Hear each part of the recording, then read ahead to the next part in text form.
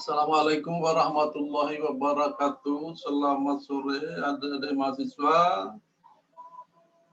Dalam kuliah tatap muka lewat video conference, kita akan baru pertama kali ya. Di pertemuan ini kita akan membahas tentang microcontroller. Ya, waktunya cukup terbatas karena kita mengambil yang Zoom ya. Kita menggunakan Zoom yang bebas biaya ya. Sehingga waktu kita paling lama hanya 40 menit. Jadi saya akan memanfaatkan pertemuan ini, sisa waktu yang ada, yaitu materi tentang microcontroller. Ya, jadi kalau kita berbicara, saya kira mahasiswa mungkin apakah sudah mempelajarinya, mungkin juga sudah mempraktekkannya. Apa itu microcontroller, dan kalau kita perhatikan bahwa menilik tentang komputer sebagai alat bantu pemroses ya, jadi alat bantu pemroses yang membantu pekerjaan manusia untuk mengerjakan proses-proses yang mungkin tidak sanggup dikerjakan oleh manusia, atau mungkin sanggup dikerjakan oleh manusia tapi dengan waktu yang membutuhkan waktu yang cukup lama. Oke, maka di sini dibedakan ada dua komputer. Pertama, komputer dengan basis microprosesor. Ya, komputer dengan basis microprosesor. Dan yang kedua adalah komputer dengan basis microcontroller. Ya, perlu diketahui bahwa dua-duanya adalah prosesor ya, yang memproses data-data sehingga menghasilkan data-data yang dibutuhkan oleh pengguna atau manusia. Ya. Saya kira di manakah perbedaan antara microcontroller dengan microprosesor? Ya, saya membedakannya dari sisi jumlah processingnya, di mana microprosesor itu dikenal sebagai multi programming, multitasking, multiprocessing. Bahkan microprosesor itu bisa multi operating system. Sementara microcontroller itu dikenal sebagai monoprocessing, monoprogramming, monotasking, dan tentu saja juga mono operating system kalau dia memiliki sistem operasi. Itulah perbedaan yang cukup jelas antara microprosesor dengan microcontroller. Ya, tetapi keduanya sama-sama mengolah data baku menjadi data jadi, ya, mengolah bahan baku menjadi bahan jadi, yaitu informasi data sebagai bahan baku dan informasi sebagai bahan jadi. Ya, itu kesamaannya, sama-sama pengolah. Maka kalau kita melihat strukturnya sama-sama, ya dia memenuhi syarat sebagai komputer. Di sini didefinisikan bahwa microcontroller adalah sebuah chip yang berfungsi sebagai pengontrol rangkaian elektronik dan umumnya dapat menyimpan program dan terdiri dari CPU, memori input-output tertentu, dan unit pendukung seperti timer dan analog to digital converter yang sudah terintegrasi di dalamnya. Jadi dia punya central processing unit, di mana di dalam central processing unit itu ada logic unit dan ada ALU, ya. Ada logik ada ya sama seperti komputer pada umumnya. Ya, cuman yang membedakan tadi adalah microcontroller itu adalah komputer yang hanya digunakan untuk satu tujuan, untuk satu pengontrolan, disebut sebagai monoprogramming, monoprocessing, monotasking. Ya, jadi karena dia ditujukan hanya untuk satu pengontrolan atau pemrosesan. Apakah fungsi daripada microcontroller? Pertama, sebagai counter, pencacah yang mencatat, ya, yang tugasnya adalah mencatat apa-apa yang diinginkan oleh pembuatnya, ya, apa-apa yang diinginkan oleh penggunanya, ya. Jadi dia mencacah, ya. Ya, nanti kita lihat seperti apa dia mencacah. Kemudian dia juga berfungsi sebagai decoder encoder, yaitu menafsirkan, membaca data-data yang diterima dari luar, yang masuk dari luar dalam bentuk bilangan, ya, dalam bentuk bilangan menjadi bilangan yang hanya berbentuk desimal. Ya, jadi dari bilangan desimal, ya, desimal menjadi bilangan biner. Ya, itu decoder dan encoder. Jadi kalau dia menerima informasi dari luar, informasi dinyatakan dalam bentuk bilangan-bilangan, kemudian di coding, ya, di coding sehingga dia menjadi bilangan biner. Ya, saya kira mahasiswa sudah belajar. Saudara, halo Oliver. Halo. Iya, Pak. Oliver, halo. Iya, Pak. Halo. Halo, Iya, Pak. Oliver. Ada suaranya. Asnat. Halo. Ya, halo. Iya, Pak. Ada apa, Pak? Iya, kita teruskan. Jadi misalnya katakanlah bilangannya dari 0 sampai dengan 9. Misalnya bilangan 1 itu adalah kalau kita sediakan 4 output, maka itu artinya 4 digit, maka itu akan menjadi 0000 untuk 0, 0001 untuk 1, 0010 untuk 2, 0011 untuk 3, 0100 untuk 4, dan seterusnya sampai dengan 9. Itu decoder.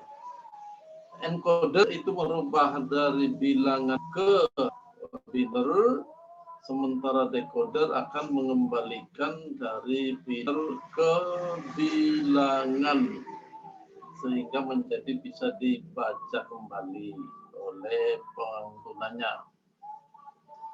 Juga dia bisa berfungsi sebagai flip-flop. Ya, berfungsi sebagai flip-flop yaitu ya seperti misalnya pergantian on off ya. Jadi sesuatu yang artinya ya karena di sini yang diproses ini adalah binary. Ya, binary itu terdiri dari sinyal ada dan sinyal tidak ada. Hanya dua itu yang diproses. Tapi kemudian diterjemahkan dengan decoder menjadi informasi yang bisa terbaca oleh manusia. Kemudian sebagai pembangkit osilasi. Jadi pembangkit osilasi ini ya sebagaimana sifat daripada digital bahwa on off itu artinya dia berbentuk fluktuatif. Ya, kalau kita membandingkan dengan pembangkit atau alat penampil, ya, penampil atau pemroses daripada sebuah gelombang yang fluktuatif itu kita sebut dengan osiloskop. Ya, jadi membaca yang bentuknya berulang-ulang. Ya. Kemudian dia juga berperan sebagai timer atau pewaktu. Ya, dengan timer ini kita katakanlah bisa mencatat waktu-waktu operasional.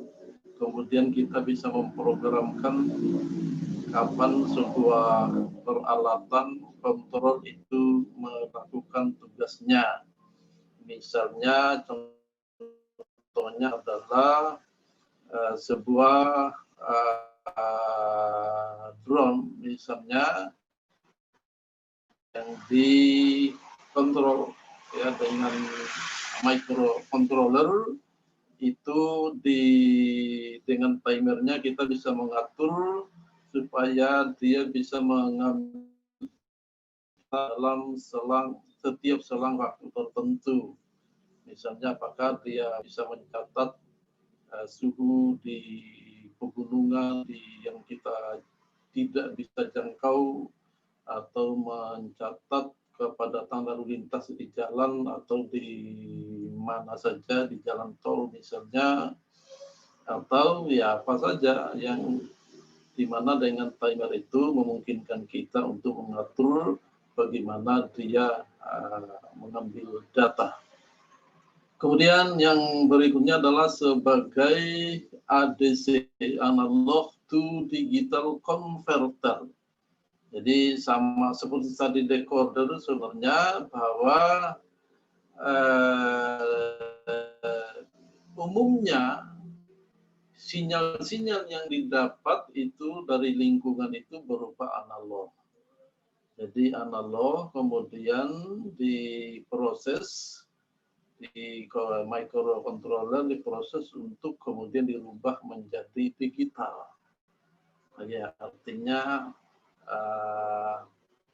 0101 ya, jadi dalam kode 0101 yang kemudian dikembalikan menjadi bilangan dari 0 sampai dengan 9.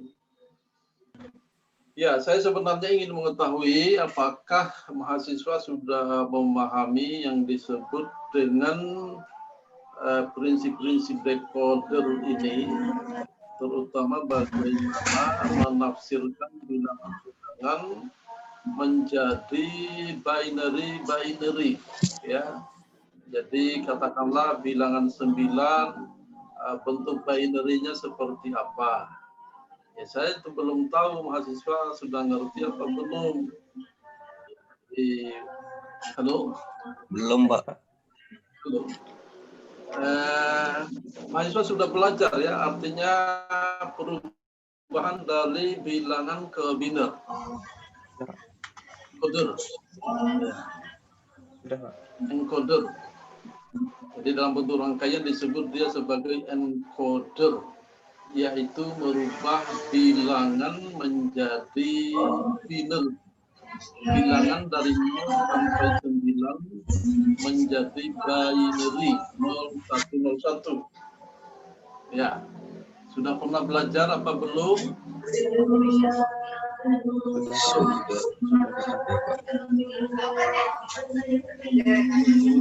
Kurang ya suaranya ya mahasiswa ya. Halo. Iya, Pak. Halo, Ivaldi, halo. Iya, Pak. Ngerti ya, sudah ngerti ya, itu penafsiran dari bilangan ke desimal, ke biner, Ini dari desimal ke biner. Ya. Ya, jadi saya sangat berharap itu sudah dipahami benar oleh mahasiswa, sehingga ya sebenarnya belajar apa ini microcontroller ya, kita ada di wilayah itu ya. Kemudian jenis daripada microcontroller itu secara garis besarnya dibagi menjadi dua, yaitu ada yang disebut dengan reduced instruction set computer, di mana di sini microcontroller instruksi yang terbatas. Instruksi yang terbatas, tetapi fasilitasnya banyak. Itu instruksinya terbatas, fasilitasnya banyak. Nah, kemudian ada CISC, Complex Instruction Set Computer. Ini kebalikannya, instruksinya terbatas, tetapi fasilitasnya instruksinya banyak, tapi fasilitasnya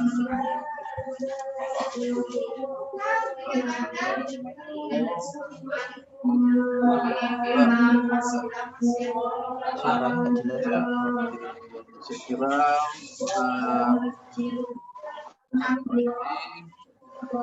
kemudian dari sudut di mana microcontroller itu berada di pasar, itu juga kita bagi menjadi 4 keluarga besar. Yang pertama adalah keluarga Intel M1 ya, dengan ciri-cirinya yang bisa dilihat di sini, karena dikenal sebagai programmable logic control. Ya, itu S51. Ya, jadi dengan ROM luar itu 64 GB dan RAM 64 GB. Kemudian ada AVR dari Atmer, di mana AVR itu adalah singkatan dari Alpha Processor. Ya, dari namanya dia akan masuk dalam kelompok 8 bit. Jadi jenisnya adalah RISC. Jadi instruksinya kurang tapi fasilitasnya banyak. Dan ini juga yang paling banyak beredar di pasar, terutama ini sangat banyak digunakan di di di mainan-mainan. Kemudian juga digunakan pada drone pesawat tanpa awak. Kontrol buka tutup pintu, buka tutup portal, hidupkan lampu, misalnya itu kebanyakan menggunakan AVR. Kemudian ada yang disebut dengan PIC, yaitu Programmable Interface Controller, yang kemudian menjadi Programmable Intelligent Computer, berdasarkan juga perubahan daripada microcontroller. Dan yang keempat, keluarga yang keempat disebut dengan ARM. Ya, ARM itu adalah kepanjangan daripada Account Risk Machine. Ya, kemudian dia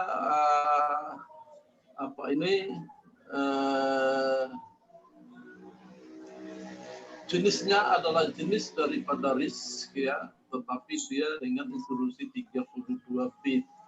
Kalau kita bandingkan dengan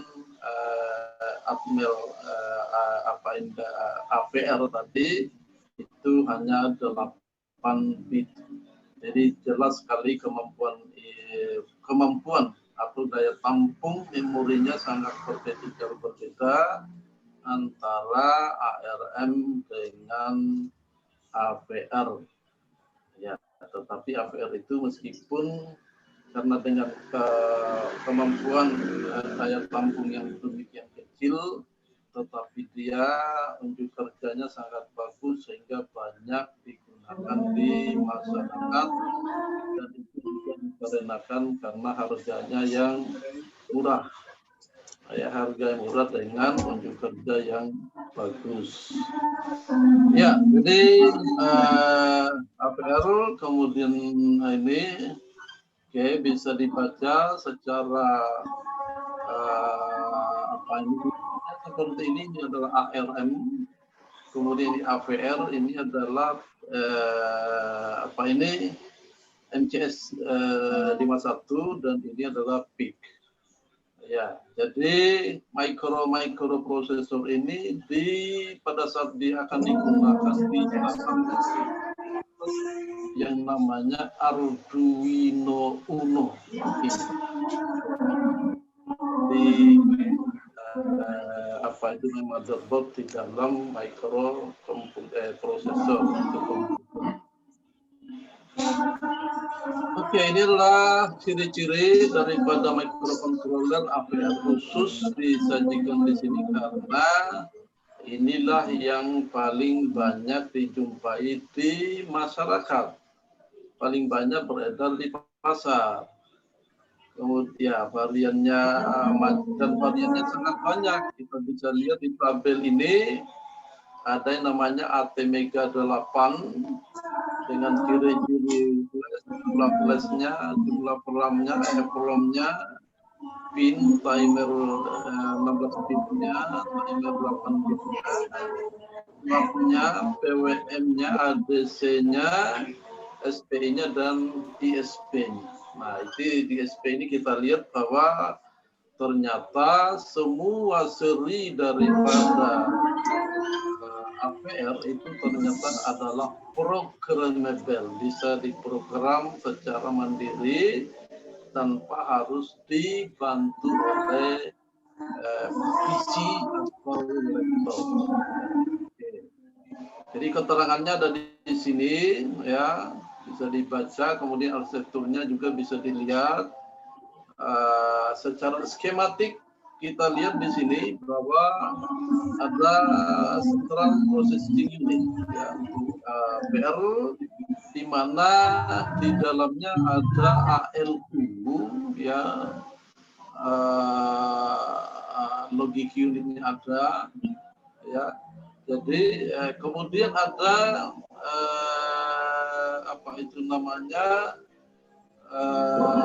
di sini ada register ya kan. Jadi ada register untuk menyimpan sementara data-data atau dibaca oleh apa. Nah, kita lihat di sini bahwa pada saat dia akan menerima sinyal dari luar, ya itu diterima di sini. Jadi kita lihat di sini ada 8 pintu masuk. Ini akan menerima dalam bentuk angka-angka Arab, ya, angka desimal. Nah, kemudian dia diterjemahkan di